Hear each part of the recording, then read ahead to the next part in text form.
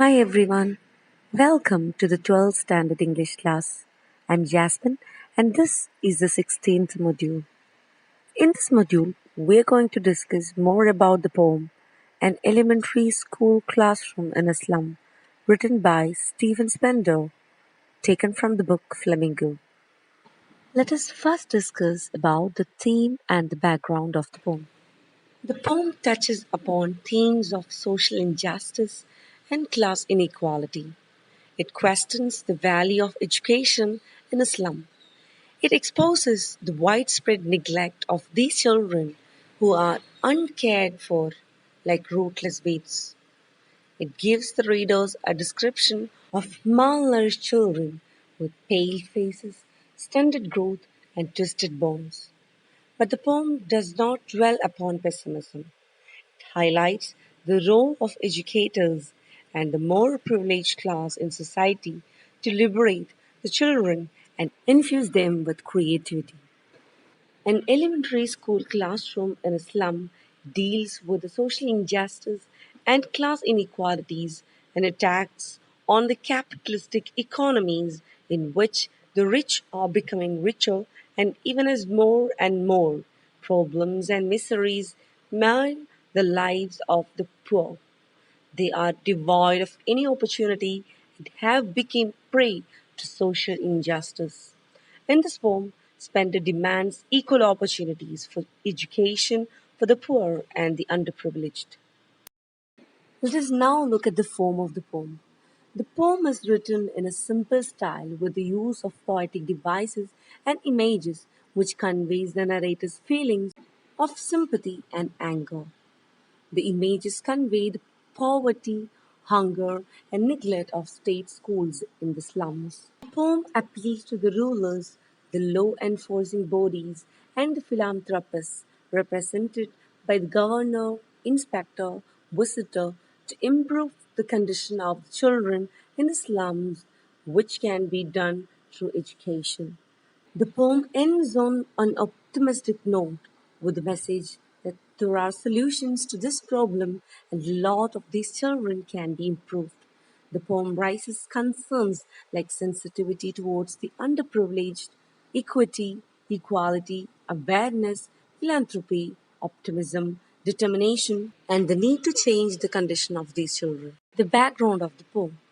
Written in 1964, the poem is an example of Spender's political voice resonating in a poem. He expresses his ideological positions on government, economics, and education. The students in this classroom are underprivileged and malnourished. The capitalistic government is supposed to supply equal opportunity for education, but the classroom in the slum offers little hope for change and progress. Spender names no nation or race. It appears to be a response to the global question concerning social injustice, which was an essential issue in the American civil rights movement of the time. Throughout the poem, the poet's tone changes from pensive to belligerent and finally from frustration to an appeal. Now let's discuss the textual questions. First one, circle the item which best answers the following. The tall girl with her head weighed down means the girl is ill and exhausted, has her head bent with shame, has untidy hair. The correct answer is the girl is ill and exhausted. Next, the paper seeming boy with rat's eyes means the boy is sly and secretive, thin, hungry, and weak, unpleasant looking. The answer is the boy is thin, hungry, and weak. Next, the stunted, unlucky hair of twisted bones means the boy has an inherited disability, was short and bony. And the answer is the boy has an inherited disability from his father. Let us now move on to the next question. His eyes live in a dream as squirrels game in the tree room other than this. means the boy is full of hope in the future, mentally ill, distracted from the lesson. And the answer is he is distracted from the lesson. He also feels that he is restricted inside the classroom and not able to move freely. Next question. The children's faces are compared to rootless beads. This means they are insecure, are ill-fed, are wasters. And the answer is they are wasters. Next question. What do you think is the color of sour cream? Why do you think the poet has used this expression to describe the classroom walls? Sour cream is yellowish cream in color. Sour cream is a metaphor which is used to describe the classroom walls. Sour cream is stale cream and so it tastes sour. It is spoiled and useless. A similarity is drawn between the sour cream and the walls. The walls are dirty and color has turned yellow. And also they are spoiled and dirty. They are not fresh and clean. Now let's move on to the next question. The walls of the classroom are decorated with the pictures of Shakespeare, building with domes, world maps, and beautiful valleys. How do these contrast with the world of these children? The answer is the pictures on the walls indicate light, empowerment, happiness, colors, beauty, knowledge, while the children in the classroom lack all these things in their life. Their life is dark, sad, black and white, dirty, and neglected. A contrast is highlighted between the world as shown by the pictures on the walls and the lives of the slum children. Next question. What does the poet want for the children of the slums? How can their lives be made to change? The poet wants to take the children out of the confines of the slums into vast, open seaside to give them a better life. The poor system in the slums does not help in improving their condition. He feels that a change can be brought about by the government to ensure a better way of living for them. They need better education, an environment which is prosperous, and freedom from the closed walls of the dark and dingy slums. Let us now discuss the meaning of some of the usages from the poem. First one, what does gusty waves imply? Slum children, energetic children, deceased children, and unhappy children. The answer is energetic children. Second one, what are children like in the slums? Underfed and sickly, poor but happy, underfed but energetic, happy and playful. The answer is underfed and sickly. Third one, identify the literary device in like, rootless beats. Simile, metaphor, alliteration, and personification. You know the use of like, so it is simile. Why are the children compared to rootless beasts? They have no home, they are unwanted like weeds, they are thrown into schools, they are sturdy like weeds. The answer is they are unwanted like weeds because weeds are unwanted plants. Next one, identify the literary device in rat's eyes. Simile, metaphor, alliteration, personification. The answer is it is a metaphor. One of the following phrases implies unhealthy children. It is an unnoted, eyes live in a dream, a paper seeming boy from gusty waves. The answer is a paper seeming boy. The next one, identify the literary device in father's gnarled disease. Simile, metaphor, alliteration, personification. The answer is B, a metaphor. Next one, the tall girl with her weighed down head means The girl is ashamed of something, has untidy hair, is ill and exhausted, is shy. And the answer is she is ill and exhausted. Next one, the color of sour cream is white, yellow, off white, and pale. The answer is off white. What are the classrooms like? Dim and pathetic, temples of learning, means of escape, a happy place. Here, the answer is A, dim and pathetic.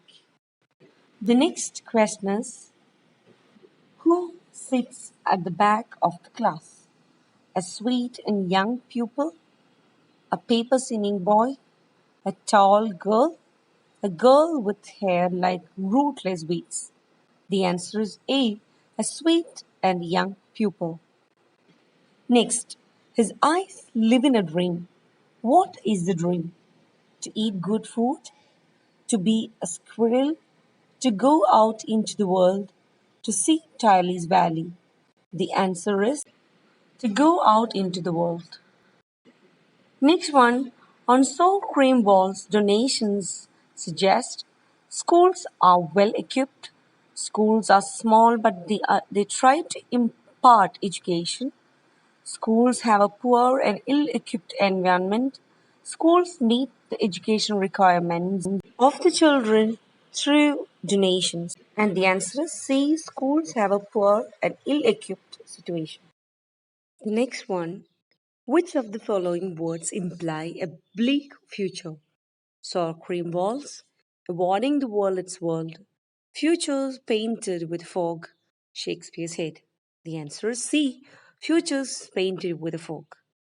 Next one, what is stunted boy reciting? The lesson from his desk, Shakespeare's poetry, Leaves of Nature, his composition. Answer is A. The lesson from his desk. The next question, the classroom walls have pictures of Shakespeare, buildings with domes, world maps, and beautiful valleys. Pictures of Shakespeare, rivers, valleys, and world map. Pictures of Shakespeare and Wordsworth, rivers, building, and world maps. Pictures of Shakespeare, buildings, rivers, mountains, and valleys. The answer is A. Pictures of Shakespeare, buildings with domes, world maps, and the beautiful valleys. Next one, what does the map represent? World of rich and powerful, world of the poor, world of the slum school children, world the poet wants for the slum children.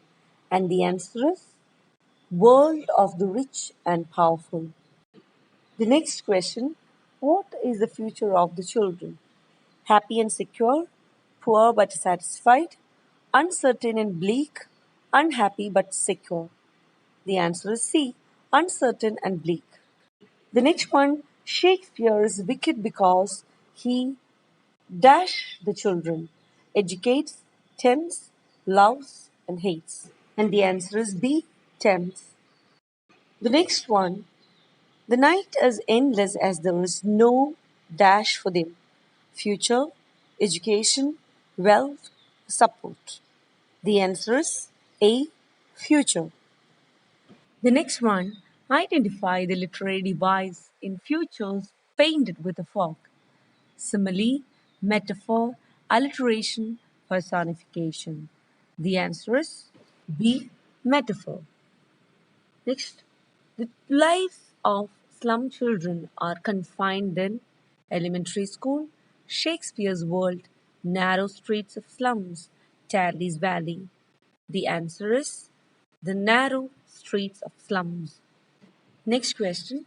The map is a bad example as it makes one aware of dash the beautiful world, clearer lanes, the political structure, the civil design. The answer is A, the beautiful world. Next question. They are symbolic of the joy and the brightness of life which these children are deprived of. A. Elementary school. B. Visitors. C. Ships, sun, and love. D. Lead sky. And the answer is C. Next question, where do their lives slyly turn? In their cramped holes, towards the sun, towards the school, towards the windows. The answer is in their cramped holes. Next question shows the phrase that talks of poverty. Ships and sun on their slag heap, so blow their map. Shakespeare's as wicked. B on their slag heap that shows their poor condition. The next question, the last stanza is unlike the rest of the poem, is long, short, optimistic, and pessimistic. The answer is C, optimistic. Next question, identify the literary device in lead sky. Simile, metaphor, alliteration, personification. The answer is B, metaphor. Next question, identify the literary device in spectacles of steam. Simile, metaphor, alliteration, personification. The answer is metaphor. The next one, who spells hope for the slum children?